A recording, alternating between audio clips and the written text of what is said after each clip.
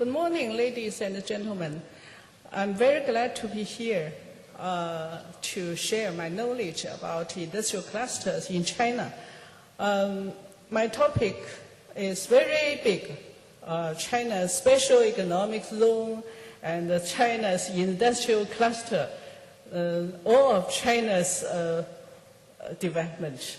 So I'm trying to do my best to explain such kind of big phenomenon. First of all, I'd like to say that the concept of cluster are now well known, but inadequately understood in policy makers as well as in entrepreneurs in China. Yesterday, when our conference was going, over 4,000 factories of footwear cluster in Wenling town of Zhejiang province were forced to close down by local government. Why? The reason is only a fire accident 1 month ago.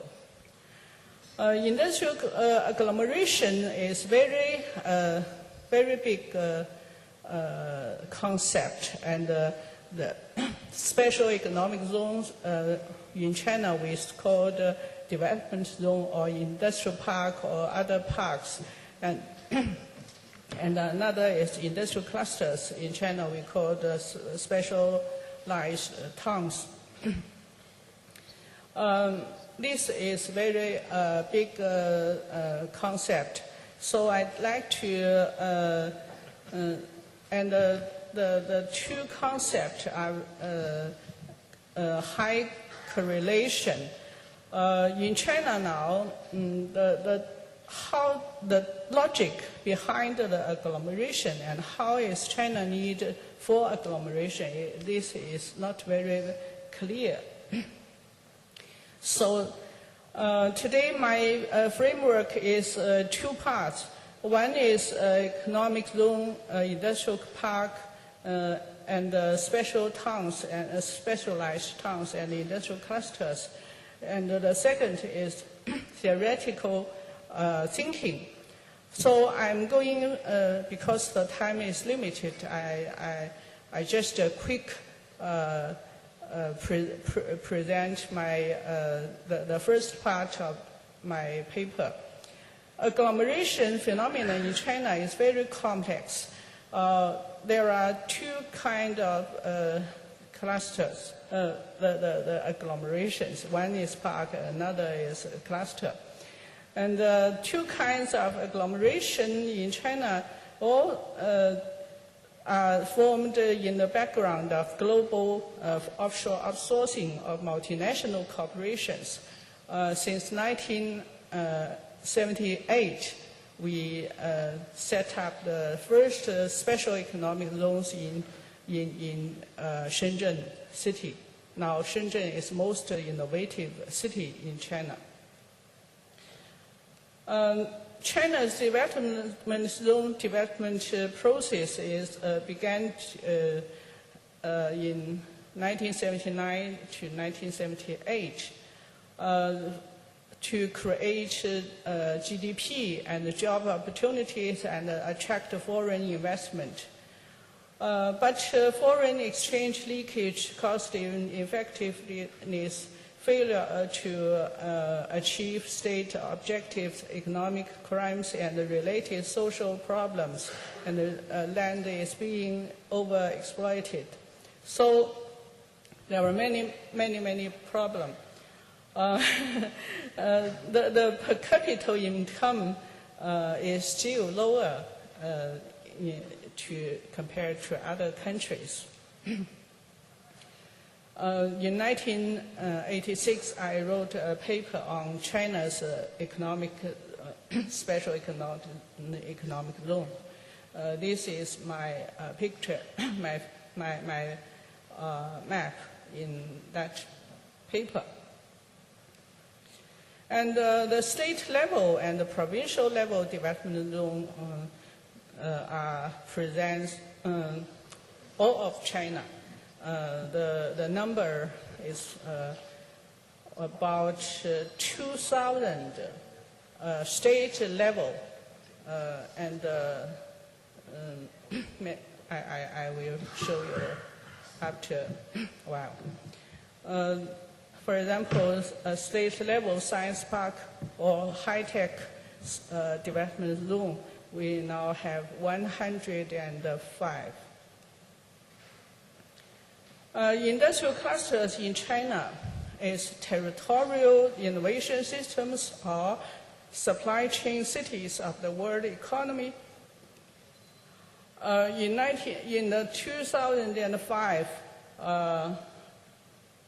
Los Angeles Times and the 2004 New York Times all tell us about the remarkable specialization of China.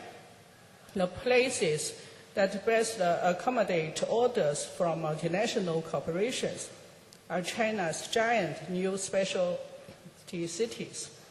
And each of them was built to specialize in making just one thing. For example, cigarette lighters,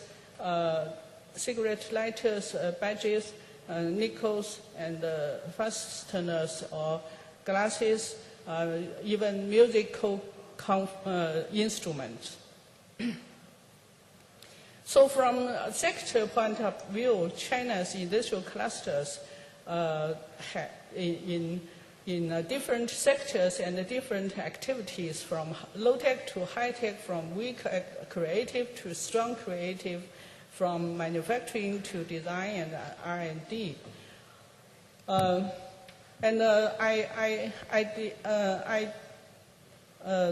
have the cluster family description.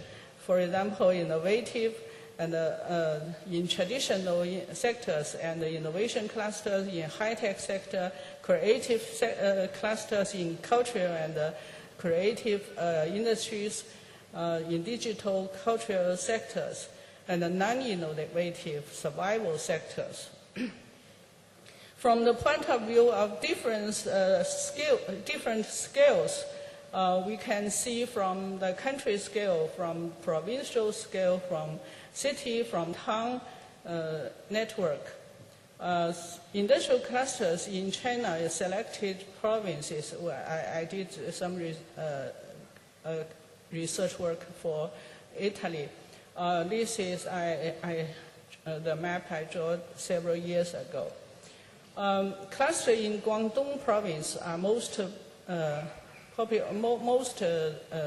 concentrated, and clusters in Zhejiang province and Jiangsu province. And now we discover clusters all along the coastal area, and move gradually from south to north, from coast eastern to middle and to western provinces. From a province point of view, for example, furniture industrial cluster, we have Shandong, Zhejiang, Guangdong, and Sichuan province. And in Guangdong province, we have Shenzhen, Dongguan, Guangzhou, and Foshan.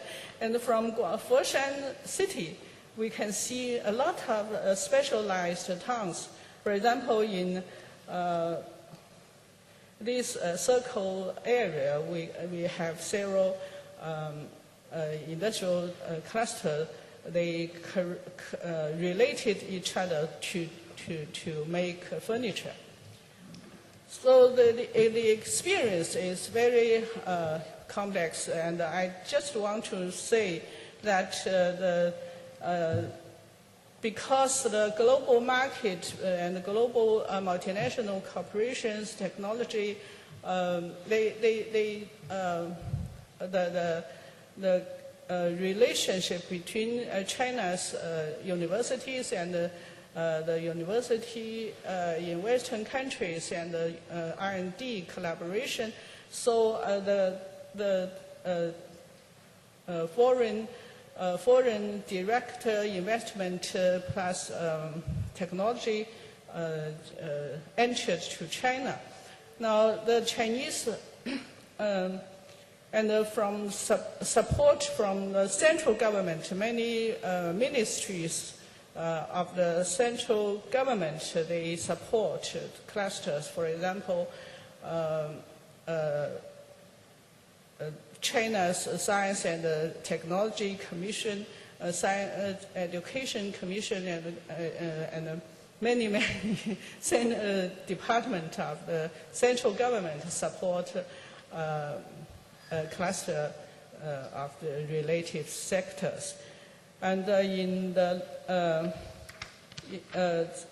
local area, most of the clusters, they don't have, especially in traditional industrial cluster, they don't have enough knowledge base. So the knowledge usually come from other cities, especially from the primary cities from Beijing, Shanghai, and Nanjing, etc.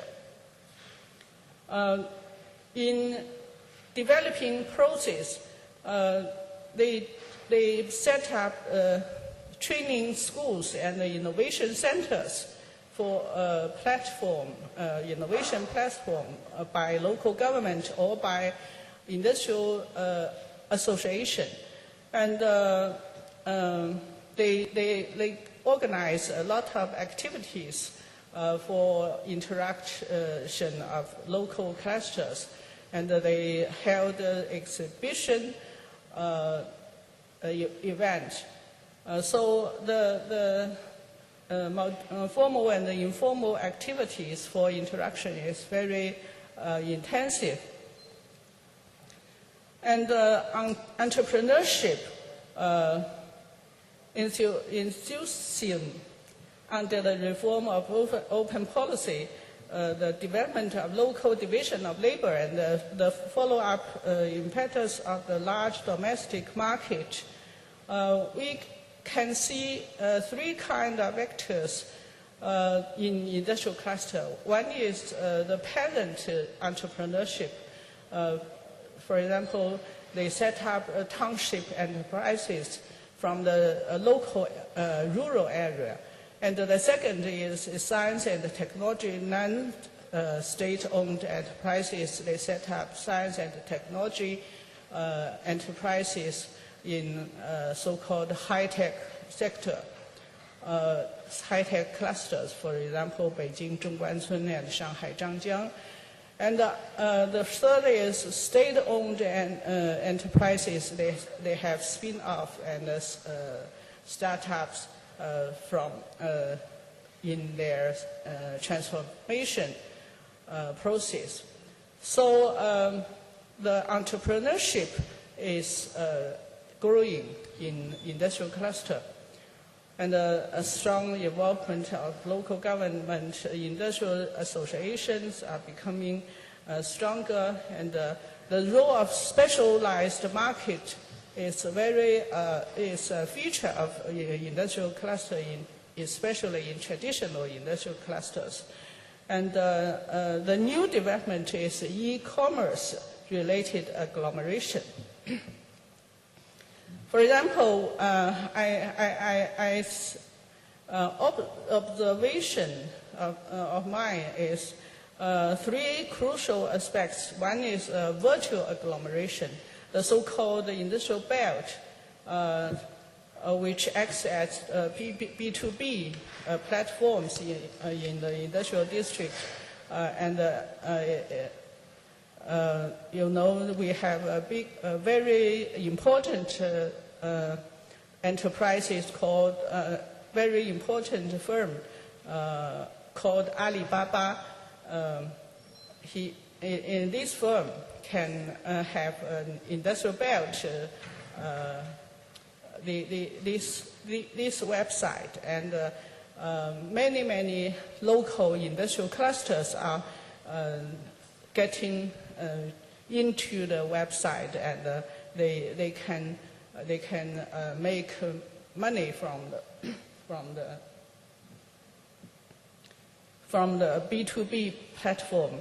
And the second is C2C stores is emerging in more than 20 rural locations, so-called Taobao village, covering about 15,000 e-shops. And the third, as a part of real estate development, the e-commerce park are built in many cities by local government.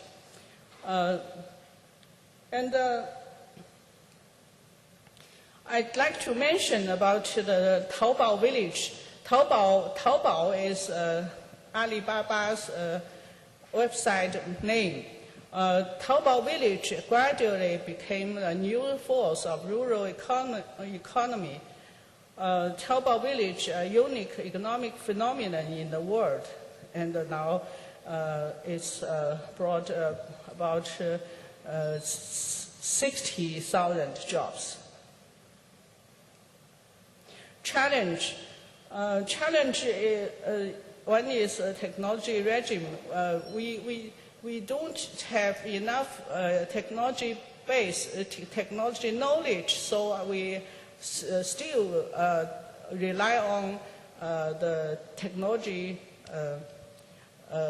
in developed countries. Generally, we don't have enough technology, advanced technology. The second is restrictive protectionist policies. We, in clusters, especially in coastal area, the rise of production costs, for example, land costs and labor costs and environment protection costs. And finally, the social and environment issues are becoming more and more strong. So the innovation upgrading is a main challenge, and some of the clusters are the firms in clusters in coastal area are relocated to other countries and to the inland area, from coastal area to inland area, and we have to avoid a race to the bottom. Relocation to in the provinces for lower labor costs. The rising of labor costs and the land costs and the environment costs, so we have many small and medium-sized enterprises move their production factory to inland. This is a picture just from a shoe company moved from Guangdong to Guizhou province. You know, Guizhou is maybe last province of China to do manufacturing. But Guizhou is very beautiful, and the beautiful province. So how to handle the environmental issue and manufacturing to earn GDP is very hard work. These days, many people want to, many persons, peasants want to get to become the workers and stand on line to get their job. So cultivating innovation cluster, linking skills and pooling resources is very important. We have to cultivating innovation cluster. And one point I want to emphasize is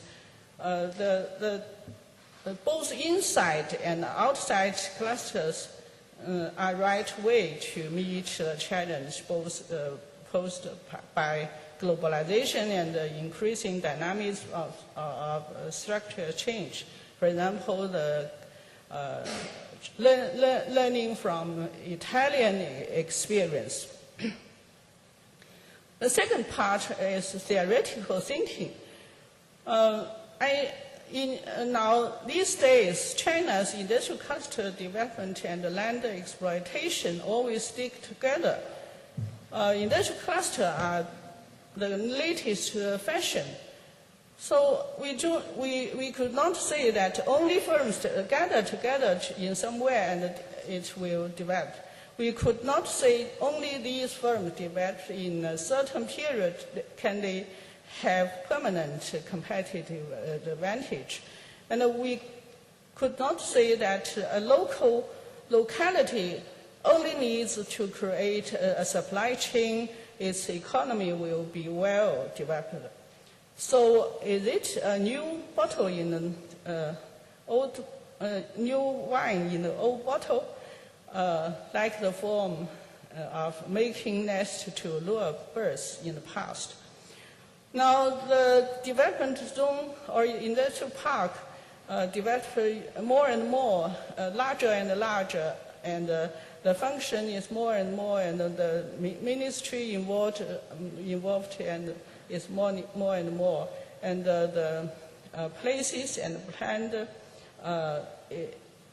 plan is more and more, and the problems are more and more. So China now facing a problem of over-investment on the development zone. So-called city management through urban planning and land exploiting, local government may get development fund within or outside the budget to support project of infrastructure and city beautification.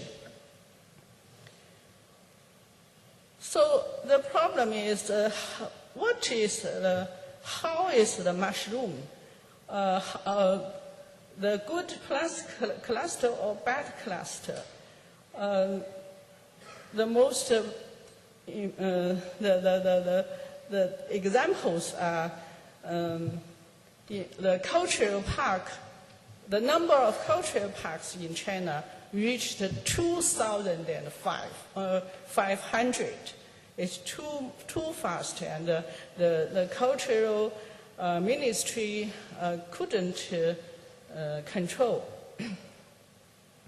So warning real estate bubbles. And where are the first seed from? Many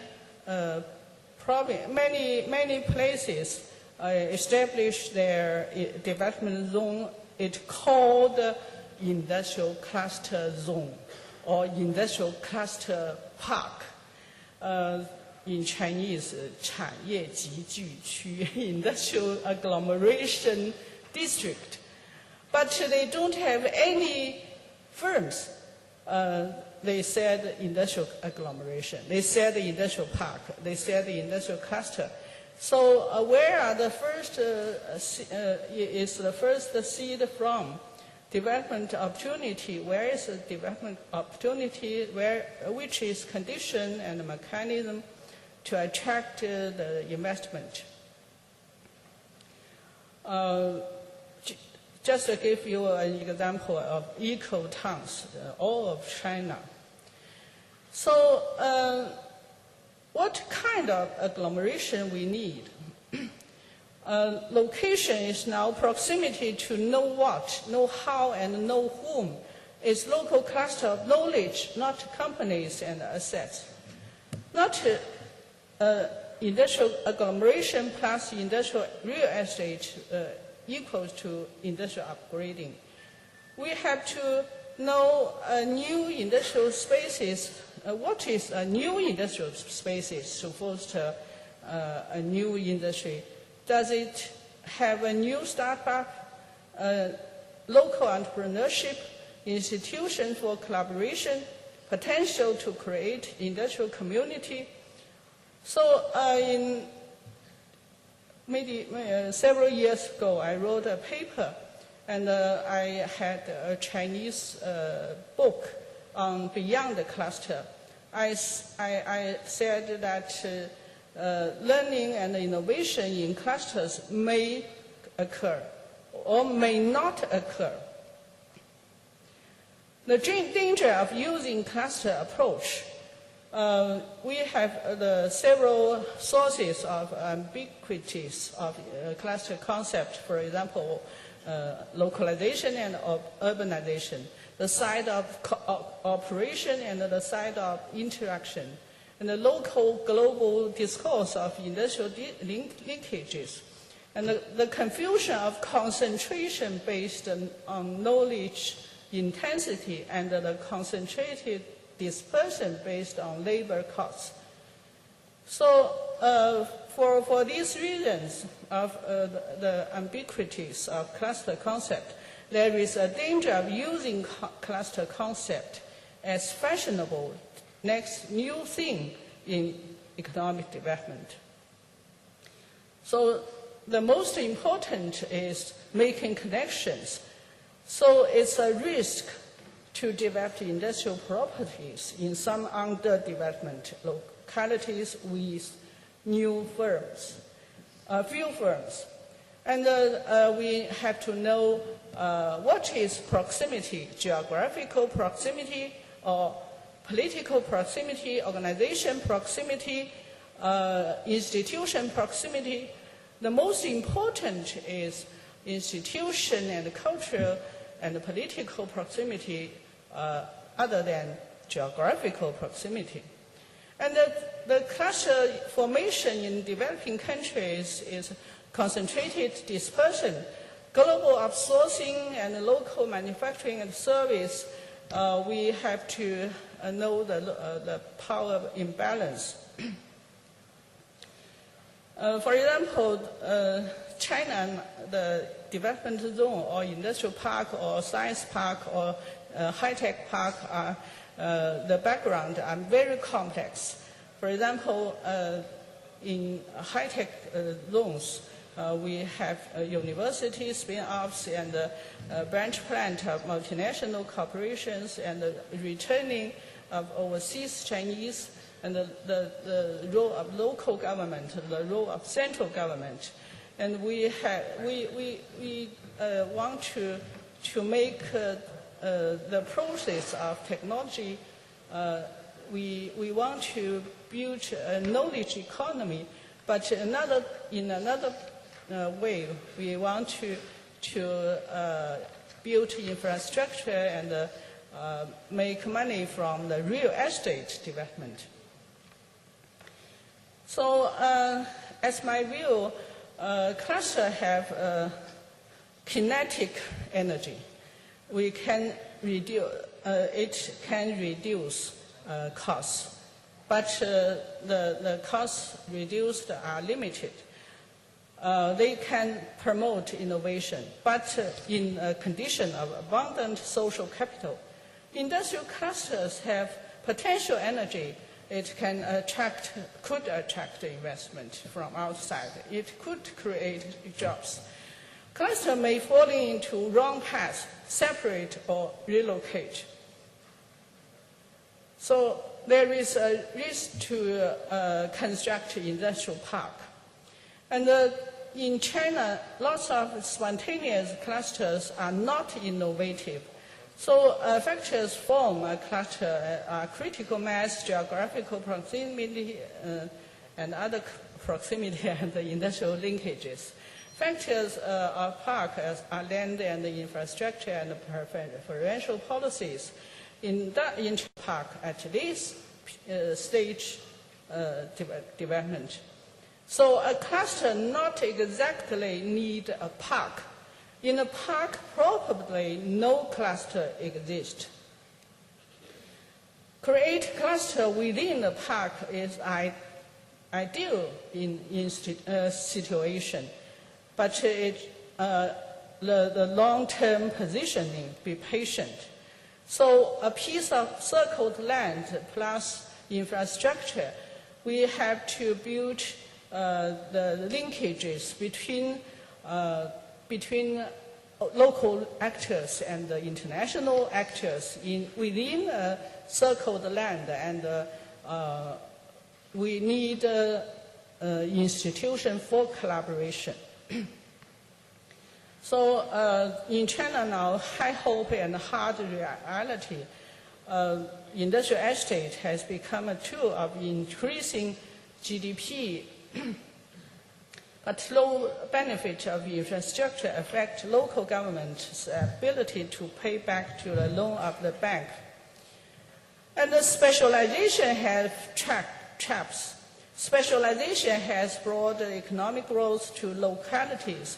This saying is based on to present specialized towns. However, in the context of globalization, urban specialization will be with low value-added growth.